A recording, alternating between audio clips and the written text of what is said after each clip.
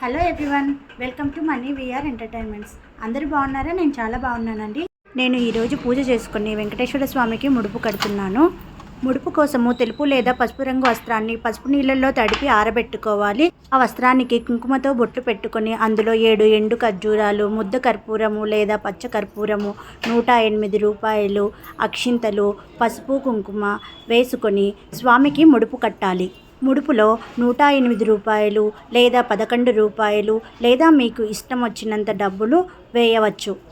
ముడుపు కట్టిన తర్వాత స్వామి పాదాల చెంతన ముడుపు పెట్టి నమస్కరించుకోవాలి. ముడుపు కట్టే ముందు ఎటువంటి విఘ్నాలు రాకుండా చూడమని ఆ విఘ్నేశ్వరునికి ప్రార్థన చేసుకోవాలి.